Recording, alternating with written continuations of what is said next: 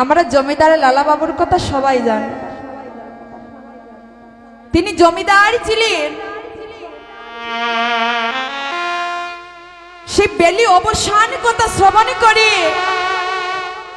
তিনি জমিদারি পরিত্যাগ করে কাঙ্গালের বেশ ধারণ করে বৃন্দাবনে চলে গিয়েছিলেন। সেই লালা বাবু একদিন কি করেছিলেন, বাঁশের দোলাই চড়ে পালকিতে চড়ে তিনি আজ গ্রামের মধ্যে দিয়ে যাচ্ছেন, ওই কাছারি গ্রাম দিয়ে। কেন? তিনি তো রাজ্য পরিচালনা করে। তিনি মনে মনে ভাবলেন, আজ আমি পালকিতে চড়ে সারা রাজ্য ঘুরে বেড়াবো। তিনি হঠাৎ করে শুনতে পেলেন কি, একটি দুপার মেয়ে বলছে তার পিতাকে ডেকে ডেকে, বাবুজি, ও বাবুজি, বেলা যে অবসান হয়ে যাচ্ছে বাবুজি, বাসনায় আগুন দাও।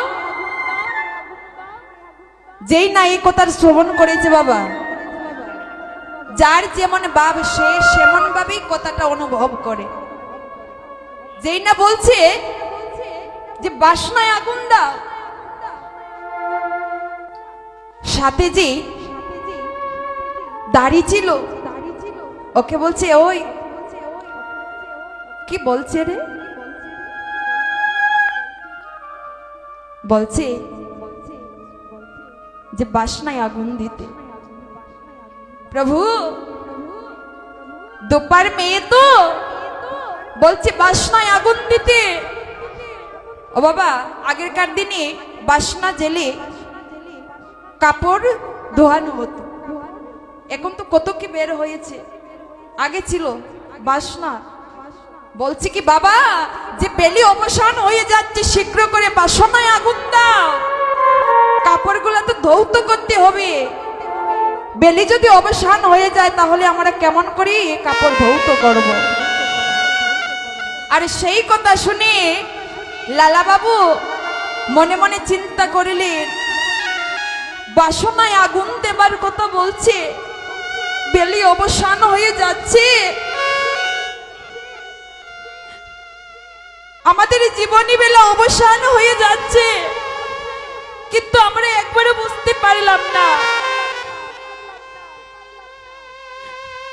এই প্রাকৃতিক জগতে সূর্য যদি ডুবে যায়, সেই সূর্য আবার উদয় হয়, আবার প্রভাত হয়, কিন্তু যদি জীবন বেলা অবসান হয়ে যায়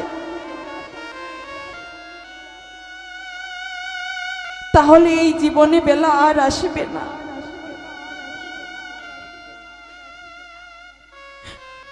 আমাদের জীবনী বেলার সূর্য যদি একবার ডুবে যায়, সেই সূর্য আর কখনো উদয় হবে না। আজ লালা বাবু মনে মনে চিন্তা করিলে, একই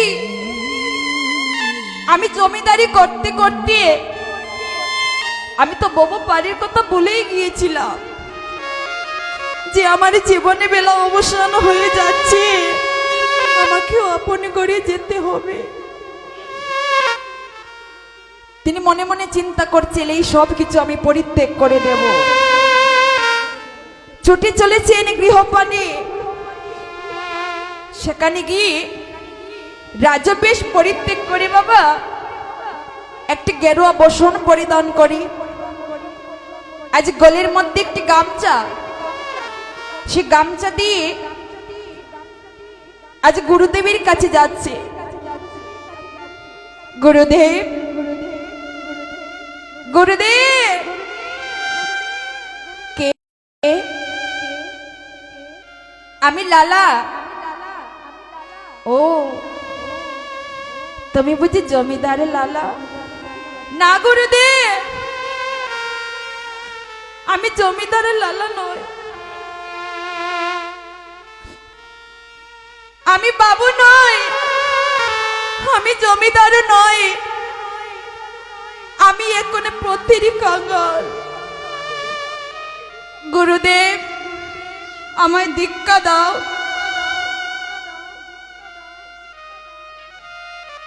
শ্রীজীব গোস্বামীর কাছে গিয়েছিল দীক্ষা নিতে। গুরুদেব বলছে, লালা, জমিদারি করেছো, কি সেবা করবে কি না কিছুই থাকবে না তোমার, তোমাকে আমি দীক্ষা দেব? বলছে, গুরুদেব কৃপা করে আমায় দীক্ষা দাও। গুরুদেব বলছে, ওরে লালা,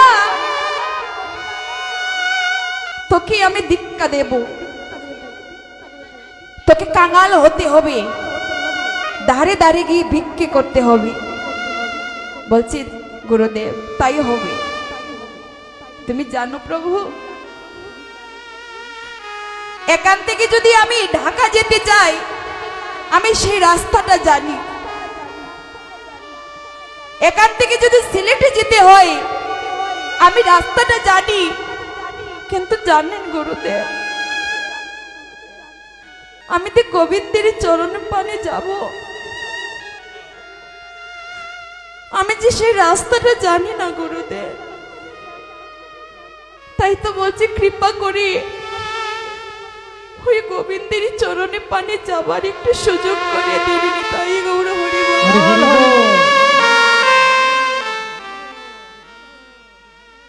গুরুদেব বলছে, লালা বেশ তাই হবে, তোমাকে আগে ভিক্ষে করতে হবে। নগরে নগরে ভিক্ষা করছে, ভিক্ষা করে এনেছে। গুরুদেব এই দেখো আমি ভিক্ষা করেছি। লালা, সব ঘরে কি ভিক্ষা করেছো? গুরুদেব আমি সবার ঘরে ভিক্ষে করেছি, কিন্তু একজনের ঘরে আমি ভিক্ষা করিনি। সে হচ্ছে জগৎ স্যার, সে আমার বাল্যকালের বন্ধু ছিল। আমার মধ্যম বয়সে ওই জগৎ শেঠের সনে মামলা মোকদ্দমা করে আমি প্রতিহিংসায় বলেছিলাম যে ওই জগৎ শেঠের মস্তকটা ছেদন করে আমার কাছে এনে দেবে, তাকে আমি 1 লক্ষ স্বর্ণ মুদ্রা উপহার দেব। আমার কথা শুনে ওই জগৎ শেঠ বলেছিল যে ওই লালার মস্তকটা ছেদন করে আমার কাছে এনে দেবে, আমি তাকে 1 লক্ষ স্বর্ণ মুদ্রা উপহার দেব। গুরুদেব সেই কথাটা তো তার আজও মনে আছে। সেই কোপ, সেই অহংকার, যদি আমি যাই জগৎ শেঠের কাছে, আমাকে যদি সে বধ করে নেই। গুরুদেব বলছে, ওরে লালা, এই জগতের একটা শত্রুকে তুই সাধন করতে পারবি না, একটা শত্রুর কাছে তুই যেতে পারবি না। এই দেহের ভিতরে যে 6টা শত্রু আছে, তাকে কেমন করে তুই সাধন করবি? এই যে দেহের মধ্যে 6টা রিপু আছে, এই রিপুকে কেমন করে সাধন করবি? এবার গুরুদেব বলছি, লালা তুই ঘরে ফিরে যা, তোকে দিয়ে হবে না। লালা মনে মনে চিন্তা করছে, গুরুদেব একবার যখন সবে কিছু আমি পরিত্যাগ করেইছি, আর আমি সেই রাজ্যে ফিরে যাব না, আমি সেই জমিদারিতেও ফিরে যাব না, আমি যাব জগৎ শেঠের কাছে। ধীরে ধীরে যাচ্ছি জগৎ শেঠের কাছে।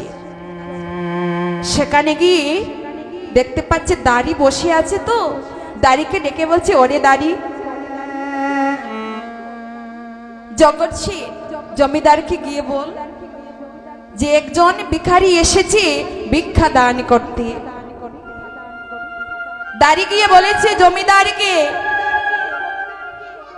তিনি চিৎকার করে উঠলেন যে আমি হচ্ছে জমিদার, আমি এক ভিক্ষুককে ভিক্ষা দান করব, তাও আমার হাতে, দূর করে দে। দাঁড়িয়ে এসে বলছে, ওরে ভিক্ষা তো দেবে না, যা দিতে হয় আমি দেব। বলছে তোমার কাছ থেকে তো আমি ভিক্ষা নেব না, তুমি গিয়ে বলো, যাও তুমি গিয়ে বলো জগতের শেঠকে যে তোমার বাল্যকালের বন্ধু এসেছে, আমি হচ্ছি লালা, আমার কথা বলো। এবার দাড়ি মনে মনে ভাবছে, তাই তো, আজ লালা বাবু জমিদারি ছেড়ে ভিখারি হয়েছে, তা তো বলতেই হবে গিয়ে। বলছে প্রভু দেখে এসো, লালা বাবু জমিদারি পরিত্যাগ করে কাঙাল সেজেছে আর বলছে তোমাকে ভিক্ষা দিতে। আজ জগৎ শেঠ ওই দাড়িকে বলছে, দাড়ি যাই হোক, যা চায় সব কিছু তুই দিয়ে দে, তাও তো বন্ধু, আমার যে বাল্যকালের বন্ধু হয়। এবার দাঁড়িয়ে গিয়েছে, এবার জগৎ শেঠ মনে মনে চিন্তা করছে, আমার বন্ধু ভিখারি হয়েছে, মনে মনে কষ্ট হচ্ছে, যাই একবারে গিয়ে দেখে আসি। যেই না দরজার সামনে এসেছে, দেখতে পাচ্ছে লালা বাবুকে। লালাকে দেখে বলছে, ওরে লালা, তোরই কেমন দশা হলো, তোর জমিদারি ছেড়ে দিয়ে তুই কেন কাঙালের বেশি ধারণ করলি? লালা বলছে, ওরে বন্ধু, আমার যে বেলা অবসান হয়ে যাচ্ছে, আমার যে বাসনায় আগুন দিতে হবে, তাই তো আমি জমিদারি পরিত্যাগ করি আমি কাঙালের বেশি ধারণ করেছি। আমি গোবিন্দ চরণ আশ্রয় করব বলে আমার জমিদারি আমি পরিত্যাগ করেছি। এবার জগৎ শেঠ বলছে, ওরে বন্ধু, তোরে বাসনায় আগুন দিবি, তোরে বেলি অবসান হয়ে যাচ্ছে। ওরে বন্ধু, আমারও তো জীবনে বেলা অবসান হয়ে যাচ্ছে, আমি কি বাসনায় আগুন দেব না? এই বলে জগৎ শেঠ বলছে, বন্ধু তোর ওই কাঁধ থেকে গামছাটা আমাকে দে। সেই কথা বলে গামছাটা এনে ওই গামছা দিয়ে লজ্জাটা নিবারণ করে রাজবেশ পরিত্যাগ করি দুজন মিলে চলেছে গুরুদেবের কাছে। গুরুদেব, গুরুদেব, কে? গুরুদেব আমি এসেছি, দেখো। একই তুমি একা গেলে আবার দুজন ফিরে এলে, ওকে? ওই তো সেই বন্ধু, আমার বাল্যকালের বন্ধু জগৎ শেঠ। তখন গুরুদেব দেখে আনন্দিত যে শত্রুকে নিয়ে এসেছে আজ বন্ধু করে বাসনায় আগুন দেবে বলে। এবার বলছে কি, তোমরা এখানে বসো। গুরুদেব আজ দীক্ষিত করলেন। দীক্ষা দেবার পর জগৎ শেঠ আর লালা বাবু চলে গেলেন বৃন্দাবনে। সেখানে গিয়ে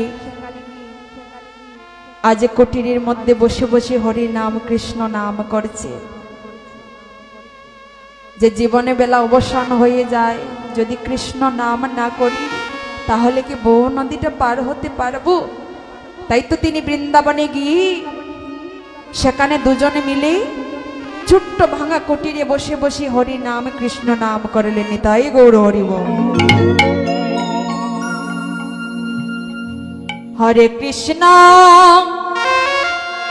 হরে কৃষ্ণ কৃষ্ণ কৃষ্ণ হরে হরে হরে রাম হরে রাম রাম রাম হরে হরে সবাই মিলে হরে কৃষ্ণ কৃষ্ণ কৃষ্ণ হরে হরে হরে রাম রাম রাম হরে হরে হরে কৃষ্ণ কৃষ্ণ কৃষ্ণ হরে হরে হরে রাম রাম রাম হরে হরে হরে কৃষ্ণ কৃষ্ণ কৃষ্ণ হরে হরে হরে রাম রাম রাম হরে হরে হরে কৃষ্ণ কৃষ্ণ কৃষ্ণ হরে হরে হরে রাম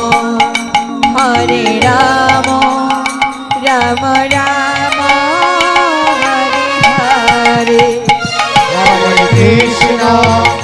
হরে কৃষ্ণ কৃষ্ণ কৃষ্ণ হরে হরে হরে রাম রাম রাম হরে হরে। তো আমাদেরও বেলি অবসান হবে, তার আগে কৃষ্ণ নাম করতে হবে, কারণ